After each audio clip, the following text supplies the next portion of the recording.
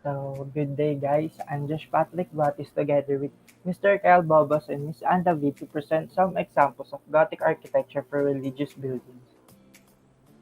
For table of contents, Gothic architecture in France, Notre Dame, Paris. Second is Gothic architecture in England, Winchester Cathedral. Third is Gothic architecture in Germany, Ulm Cathedral. Fourth is Gothic architecture in Spain, Seville Cathedral. And last is Gothic architecture in Italy, Milan Cathedral. First is Notre Dame Cathedral. Next slide please. Notre Dame de Paris, also called Notre Dame Cathedral Church in Paris, it is the most famous of the Gothic cathedrals of the Middle Ages and is distinguished for its size, antiquity, and architectural interest. Next, please.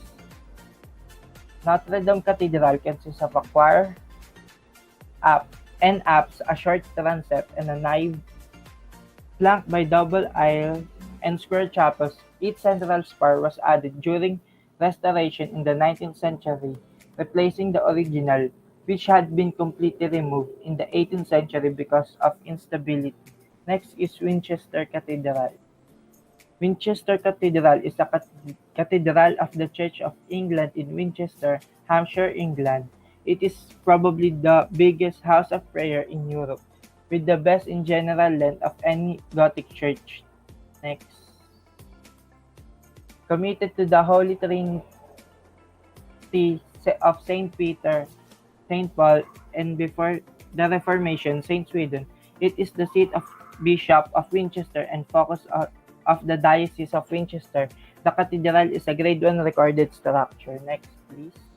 The cathedral highlights heavy round curves, plain ground vaulting, restricted round-headed windows, and little ornamentation.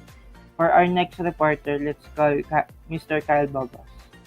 Um, Good day, I'm Kyle Gabriel Bobos and I'm here to report about the Ulm Cathedral and Seville Cathedral. Next slide, please. A brief background, the Ulm Cathedral or Ulminster, located in Germany, is considered to be the tallest church in the world. It measures 161.5 meters, ranking fourth as the tallest structure to be ever built before the 20th century. The main materials used in constructing these structures were stone and bricks. This cathedral is often referred to as a brick church. Visitors would have to climb 768 steps in order to reach the top of the minster's spire. The Ulm Cathedral is considered to be a type of Gothic architecture. This cathedral is generally defined by its pointed arches that perfectly form its silhouette. It also has flying buttresses at the side that helps as support. Aside from that, it has an elaborate window tracery that surrounds the spires of the structure. In addition to that, German Gothic architecture is also recognized by one or two apses that contains the altar, most commonly the western apse. Next slide, please. Let's now move on to Seville Cathedral. Next. A brief background, this cathedral is also known as the Cathedral of Saint Mary of the Sea or Cathedral de Santa Maria de la Sed. It was listed in the UNESCO as a World Heritage Site in 1987. It was arguably the second largest church in the world. This cathedral is located in Seville, Spain. The Seville Cathedral was founded around 1172 as a mosque of a Muslim administration.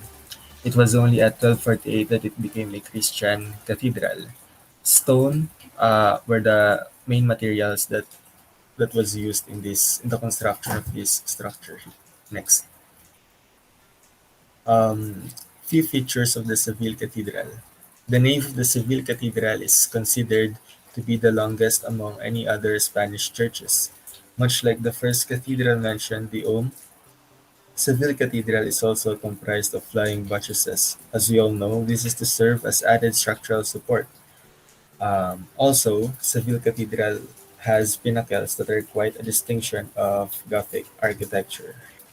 We recognize Gothic architecture through their pointed arches. This is also one of the main reasons why we distinguish Seville Cathedral as a type of Gothic architecture. In addition to that, the cathedral also has tracery windows and ribbed vaulting as we can see from the examples below. Let's now move on to Miss David, our next reporter. And let's proceed to Gothic architecture in Italy, which is the Milan Cathedral, the largest medieval cathedral in Italy and the third largest cathedral in Europe. The exterior and interior appearance are awe-inspiring and commanding respect in our modern day period and in a long time ago. And the huge building is made of brick and faced with famous Gandoglia marble. So next is the Rayana style apse. The apse designed by Nicolas de Bonaventure around 1389 reflects the influence of the Rayonant style, a late phase of the Gothic style typified by large stained windows framed by minimally sized piers and by elaborate tracery formed by slender, curved stone bars. Altogether, these features create a very luminous impression of more glass than wall, which is best enjoyed from the inside the apse and choir. And next is the spires and the pinnacles. And this time, the pointed trim along the roofline gives the cathedral the spiky profile characteristic of northern Gothic churches. And the weight of the spires and pinnacles pressing down on the piers supporting the ceiling vaults and the flying buttresses contributes to their ability to withstand the lateral pressure exerted by the vaults. And this is the spires and pinnacles are topped by sculptured figures. Next is the flying buttresses. Flying buttresses brace the piers, carrying the central arches and transfer part of the arches thrust to the outer piers. The outer piers are ornamented by sculpture figures under canopies. And the facade has two styles spanning 2 centuries and follow a Gothic design. Features of the two styles are sequenced vertically. Classical features such as plinths under the buttresses and pedimented door and window trims are at the bottom, and the Gothic features such as pointed arches, tracery, crackets, pointed gables, and pinnacles are at the top. And to summarize, Gothic architecture is a widespread architectural style in the places and region. It may have a little differences, but the major characteristics will remain. Gothic architecture is characterized by using pointed arches that covers the rectangular base and using flying buttresses to support the pinnacles. The use of thin and tall columns are also visible, and when it is being looked, walls are thinner from its bearing and carrying capacity purposes. The stained glass windows are also utilized to have an amazing and interesting windows. As windows mentioned, tracery and rose windows are also seen in Gothic architecture. And that's all. Thank you.